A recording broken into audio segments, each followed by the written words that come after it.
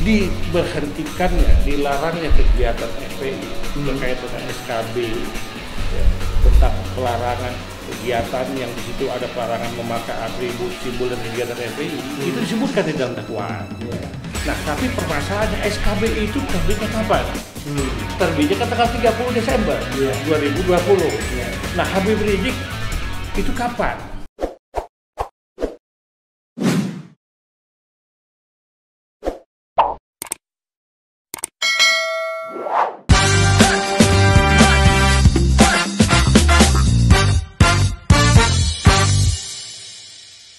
Ada yang dihasut melakukan tindak pidana malah NC, barulah kena. Iya, itu. Oke. Mudah-mudahan soal daerah paham nih. Dan fakta menunjukkan di persidangan jaksa tidak mampu membuktikan hubungan sebab akibat itu, kausalitas itu, dan memang tidak ada pihak yang terhasut.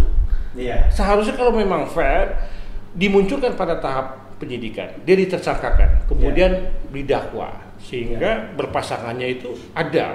Iya. Nah, ini tidak ada. Ini kalau di perdata ini kurang pihak ini. Kurang pihak ya. Oke. Nah, kemudian dia juga menganggap bahwa melanggar ini juga. Pasal 160 melanggar pasal 93, tapi melanggar pasal 14 Undang-Undang Wabah Penyakit Menular juga. Iya. Nah, kita baca ya. Coba terus. Nah, ini ya. Barang siapa dengan sengaja menghalangi pelaksanaan penanggulangan wabah sebagaimana diatur dalam undang-undang ini, diancam dengan pidana penjara selama-lamanya 1 tahun dan denda 1 juta rupiah. Jadi kurang lebih sama. Ini pelanggaran juga. Jadi pidana menghasut untuk melakukan pelanggaran yang ancamannya cuma 1 tahun, tapi penghasutnya 6 tahun. 6 tahun. Nggak masuk akal. Ya, terlebih lagi kekuatan berlakunya pasal 14 ini dengan mengacu kepada pasal 4 junto pasal 5, upaya penanggulangan wabah itu diatur secara rinci di pasal 5. Tidak pula di situ disebutkan adanya karantina wilayah, tapi dalam hal-hal terkait dengan PSBB memang dimaksudkan adalah sama. Namun demikian, Menteri harus menetapkan status daerah wabah agar dapat ketentuan penanggulangan wabah yang dimaksudkan di pasal 5 itu terpenuhi. Apabila ada pelanggaran ketentuan di pasal 5, maka berdasarkan pasal 14 ini dianggap orang itu menghalangi pelaksanaan penanggulangan wabah yang tercantum dalam pasal 5. Bro, takutnya Jadi sobat era sekalian ya, sama kurang lebih dengan pasal 93 tersebut. Tapi yang menarik adalah bahkan kalaupun dipisahkan kaitannya, jadi tidak ada kaitan pasal 160 dengan pasal 93 dan pasal 14 ini, maka sebenarnya Bro yakin bahwa Habib Rizik pun tidak memenuhi ketentuan pasal ini. Kalau dia berdiri sendiri. Memang disebutkan di pasal 5 ada salah satu upaya penanggulangan itu bukan PSBB, karantina. Nah, kalau kita tafsirkan dengan undang-undang kekarantinaan kesehatan, maka pasti karantina ini karantina wilayah dan atau karantina di pintu masuk negara. Tidak ada PSBB. Oke, tetapi masalahnya adalah unsur menghalanginya itu nggak ada. Ya. Kemudian pelaksanaan penanggulangan wabah harus dinyatakan oleh keputusan Menteri. Oke. Balik lagi pasal 93, coba balik ke atas lagi. Di pasal 93, ya, di pasal 93 tidak ada upaya tidak mematuhi, ya kan? Tidak mematuhi itu kalau sudah diperingati tidak mematuhi. Ya tidak mematuhi. Oke. Sudah ada penetapan karantina wilayah, sudah ada penetapan daerah wabah. Nah, kemudian tidak ada upaya menghalang-halangi, ya kan? Apalagi kalau ada kausalitasnya menyebabkan kedaulatan kesehatan itu masyarakat. tambah tidak ada lagi. Tidak ada. Katakanlah masih dianggap ada upaya tidak mematuhi di awal, tapi tidak mematuhi ini tidak terkait dengan menyebabkan kedaruratan timbul akibat. Jadi kausalitasnya nggak ada. Kira-kira gitu ya. Karena kalau kita bicara akibat tentu kan ada teorinya.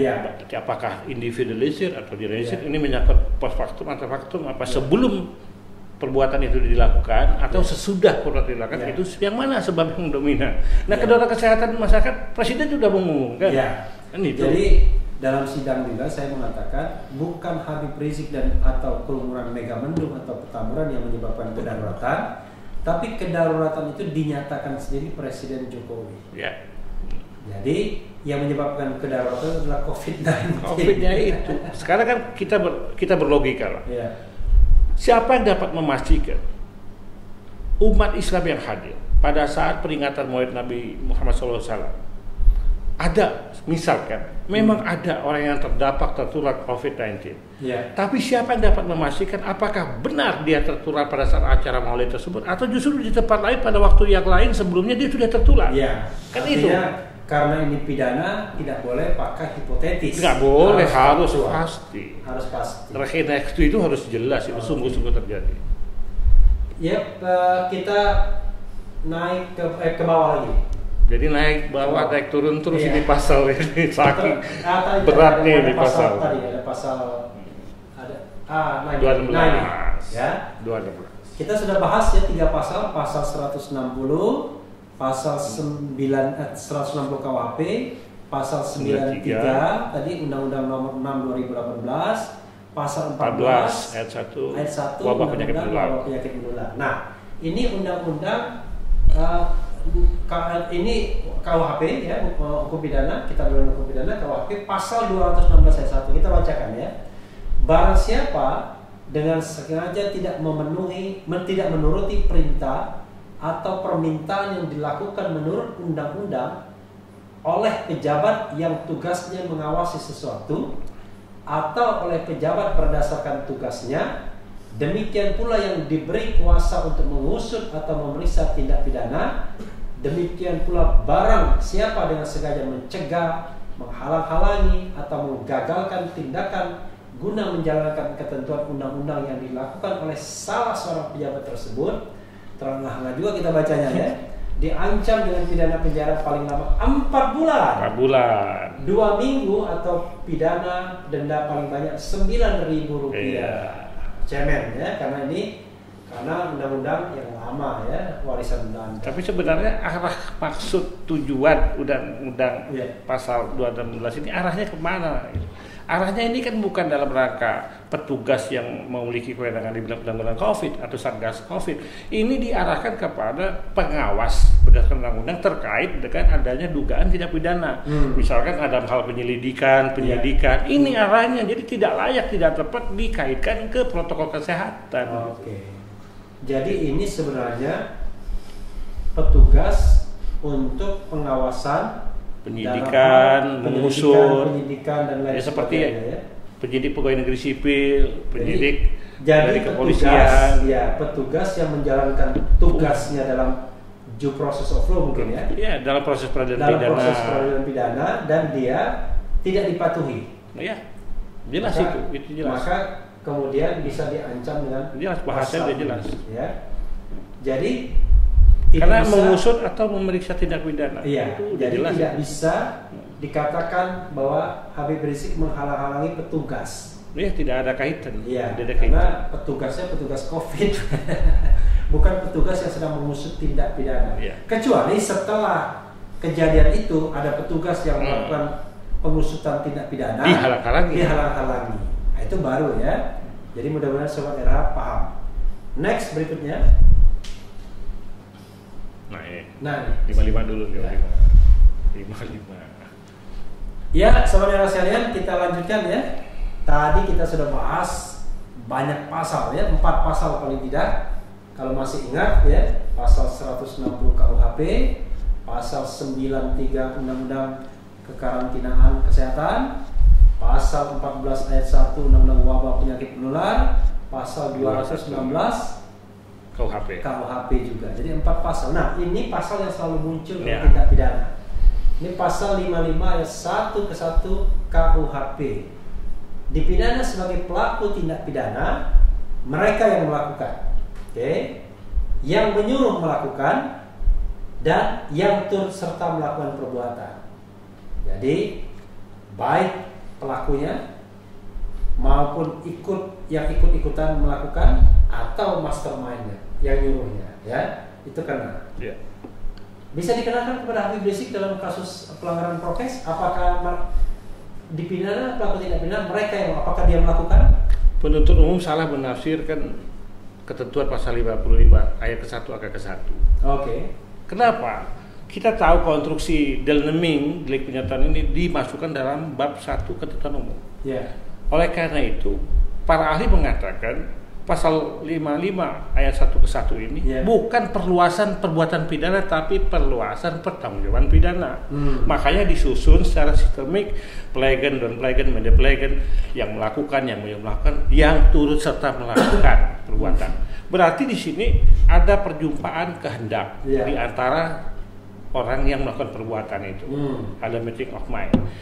Antara perbuatan dan akibat sama-sama diingini. Bahkan disilahkan ini ada dolus premeditatus, ada pemufakatan jahat. Nah, sekarang kita kembalikan ke pasal 60. Pasal 160 dia delik berpasangan. Tidak merupakan bagian dari delik penyertaan. Karena antara penghasut dengan terhasut tidak ada kaitan dengan pasal 55. Nah, pasal 55 ini siapa yang menyuruh melakukan? Siapa yang terus serta melakukan? Ternyata ini rekayasa penuntut umum untuk mengikut sertakan selain Habib Rizik, dalam hal ini pengurus FPI. Dimaksudkan agar ada keterhubungan. Oleh karena itu nanti akan terkait dengan organisasi FPI-nya sendiri. Jadi sehingga ada suatu kepentingan tertentu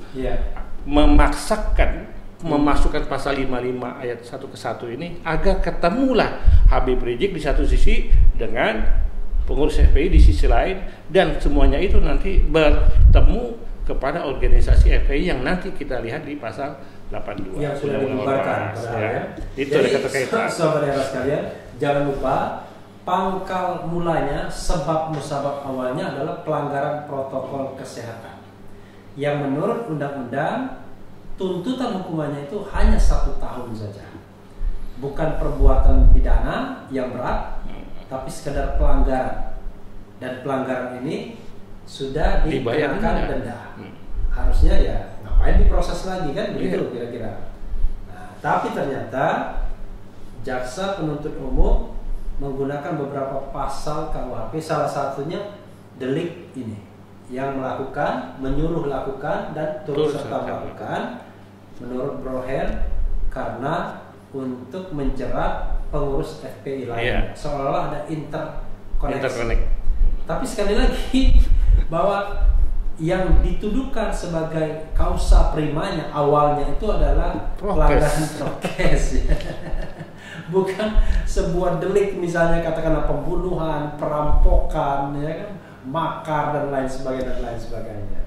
Jadi menurut Broher ini nggak tepat menggunakan pasal ini. Jangan nyambung. Ini seolah-olah cuma sekedar agar mempertemukan saja. Mereka terkait. Oke. Berikutnya itu adalah Undang-Undang Ormas itu.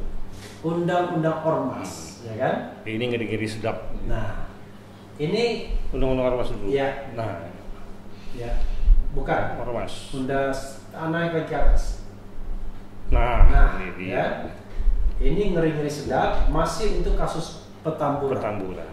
Pasal 59 ayat 3, ormas dilarang melakukan tindakan kekerasan, mengganggu ketentraman dan ketertiban umum, atau merusak fasilitas umum dan fasilitas sosial, dan atau D, melakukan kegiatan yang menjadi tugas dan wewenang penegak hukum sesuai dengan ketentuan peraturan perundang-undangan. C dan D ya. Ini seolah-olah ingin dilabelkan kepada FPI-nya. Tapi pasal 82 ayat 1 menghukum orangnya. Setiap orang yang menjadi anggota dan atau pengurus ormas yang dengan sengaja dan secara langsung atau tidak langsung melanggar ketentuan sebagaimana dimaksud dalam pasal 59 ayat 3 huruf C dan huruf D dipidana dengan pidana penjara paling singkat 6 bulan dan paling lama 1 tahun. Jadi Broher, sebelum dibahas lebih lanjut, saya ingat betul pasal ini termasuk pasal yang dikritik ketika ada Perpu Ormas. Betul. Kok bisa ada pelanggaran dari ormasnya yang dihukum ke orang pengurusnya? Tapi bukan, yang menjadi anggota juga. Termasuk anggota. Bayangkan kalau ormas tersebut anggotanya 2 juta, ya kan? 2 juta anggota. Betul. Lalu ormasnya ini katakanlah melakukan perbuatan C dan D. Setiap anggota itu akan diancam hukuman 6 bulan sampai 1 tahun. Masuk akal nggak kira-kira ya? Iya. Dalam konteks ini kalau misalnya FPI dianggap terbukti melakukan perbuatan C dan D, maka semua anggotanya, maka seluruh anggota FPI dapat dikenakan ancaman hukuman ini. Nggak masuk akal ya. Tapi silakan. Ya, ini waktu Perpu Ormas ini diterbitkan, ya, kita mengajukan judicial review. Kebetulan saya dengan Prof. Suteki menjadi ahli, saya pidana, Prof. Suteki koordinasi tentang tata negara. Setelah jadi kita ahli, dia diintimidasi. Nah, kemudian karena dia ASN. Terlanjur diundangkan, kehilangan objeknya, dan kita uji materi lagi Undang-Undang Ormas. Nah, permasalahannya adalah begini. Ini kan subjektivitasnya tinggi, Bang Refli. Coba kita baca. Yang dengan sengaja dan secara langsung atau tidak langsung, ukurannya apa? Bahkan kalau di pasal berikutnya, di ayat berikutnya, ayat 4, paham lain yang bertentangan dalam hal ini ingin mengubah Pancasila dan mengganti Pancasila termasuk Undang-Undang Dasar. Itu disebutkan pasal Aquo itu, ini sangat multitafsir. Paham lain tuh yang macam mana paham lain gitu. Pokoknya paham lain itu yang tidak disukai aja. Ya kan? Karena awalnya Sobat Era pahamnya itu jelas, Marxisme, Leninisme. Tapi tiba-tiba karena orang ribut soal khilafah dan lain sebagainya dimasukkan paham lain. Jadi memang Perpu Ormas ini untuk mentarget FPI. Dan lebih aneh lagi, dan juga ini ya, mentarget selain FPI sebelumnya apa? Hizbut Tahrir, HTI, entry point itu masuk. Nah, permasalahannya terhadap anggota, pengurus. Ya, dalam ayat selanjutnya, setiap orang yang menganut, mengembangkan atau menyebarluaskan dipidana. Nah, sekarang menganut apa ukurannya? Apakah menganut ini disamakan dengan forum eksternal? Kan menganut itu internal forum yang tidak dapat dipidana pikiran orang. Masa pikiran pendapat orang dapat dipidana? Konstitusional. Tidak bisa dikurangi dalam pendapat. Jadi kebebasan pikiran dan hati nurani itu adalah hak asasi manusia yang tidak bisa dikurangi. Jadi kalau saya berpikir yang seradikal-radikalnya, ya nggak bisa diadili. Nah, menurut pasal Aquo dapat dipidana. Menganut itu berarti keyakinan. Internal forum kok dia dapat dipidana? Ini kan permasalahan yang sangat mengacaukan sistem hukum kita. Jadi saudara sekalian, ini kalau dalam hukum itu saya tidak percaya Pancasila nggak apa-apa. Tetapi yang jadi masalah adalah kalau saya mengkampanyekan itu ke masyarakat untuk mengajak, nah itu bermasalah. Tapi kalau saya dalam hati saya kok lebih percaya kepada yang maha kuasa daripada yang lainnya, itu nggak ada masalah, ya. Nah, kembali ke Habib Rizik dan kawan-kawan terkait keberlakuan pasal ini. Bro, kalau mau ngomong sama Pak Pemirsa RH bisa juga sekali-sekali ke sana. Sahabat RH, channel yang keren, cadas. Memang benar-benar keren ini pembicaranya sepanjang masa ini dalam beberapa bulan sangat menarik dan tentu aktual, ilmiah, berbobot. Nah, saya ingin lanjut. Diberhentikannya, dilarangnya kegiatan FPI terkait dengan SKB tentang pelarangan kegiatan yang di situ ada pelarangan memakai atribut, simbol dan kegiatan FPI itu disebutkan di dalam dakwaan. Nah, tapi permasalahannya SKB itu terbitnya kapan? Terbitnya kan tanggal 30 Desember 2020. Nah, Habib Rizik itu kapan? Habib Rizik kalau kita lihat SPDP itu tanggal 29 November. SPDP-nya. Nah, untuk Ustaz Sobri Cek dan kawan-kawan itu tanggal 9 Desember. Nah, sehingga jadi SPDP itu surat perintah dimulainya penyidikan ya. Apa mungkin ketentuan undang-undang dalam penerapannya memberlakukan surut? Bukankah SKB itu tanggal 30 Desember? Perkara Habib Rizik, perkara Ustaz Sobri dan kawan-kawan itu sebelum SKB diterbitkan. Di dalam dakwaan itu disebutkan adanya tindakan kegiatan FPI yang melakukan kekerasan, mengganggu ketentraman dan lain sebagainya, melakukan kegiatan yang menyerupai, yang mengambil tugas daripada wewenang aparat penegak hukum. Ini kok diberlakukan surut? Nah, ini ada rekayasa tertentu, ada makna-makna simbolik. Yang diberlakukan surut itu adalah harusnya kalau perbuatannya setelah SKP itu dilarang dan itu dilakukan, itu masih masuk akal karena itu sudah menjadi organisasi terlarang. Tapi sebelumnya dia memberlakukan mundur ke belakang. Dia bukan organisasi terlarang Itu. sebelumnya ya. Dan juga tidak ada pengadilan terhadap ormas ini Iya, sebenarnya kan. ya, belum ada. Jadi hanya sepihak pasal pemerintah. 59 ayat 3 ini tidak pernah dibuktikan. Belum pernah Dibuktikan. Sehingga karena dia belum pernah dibuktikan, kok ini bisa dikenakan? bisa mengambil ini. pasal tersebut dalam dakwaan. Walaupun ini nggak masuk akal, tapi paling tidak ini harus terpenuhi. Harus terpenuhi dulu. Gitu. Jadi itu Sobat Era ya. Jadi tidak pernah ada pengadilan terhadap FPI. Karena itu C dan D ini tidak pernah bisa dibuktikan. Iya. Nah, kecuali kalau ada pengadilan terhadap FPI, lalu ini terbukti C dan D, lalu orang-orangnya diberikan ancaman atau vonis 6 sampai 1 tahun, yang itu juga nggak masuk akal. Karena dibilang seluruh anggota ya. Ya kalau menurut saya pribadi sih masuknya pasal 59 ayat 3 ini agar melegitimasi melalui putusan pengadilan bahwa FPI itu sebagai rumah serara. Ya, jadi itu aja sebenarnya. Jadi melegitimasi pembubaran FPI dan menjadikan FPI sebagai sansak hidup ya. Sansak mati sebenarnya ya. Menjadi sansak itu melalui ketentuan ini. Jadi seolah-olah ada legitimasi, padahal jelas-jelas terdakwanya itu adalah Habib Rizik. Iya. Ini bukan kasus tentang pembubaran organisasi atau ormas ya, yang memang bisa dilakukan ya. Tetapi ini adalah kasus tentang pelanggaran prokes oleh Habib Rizik.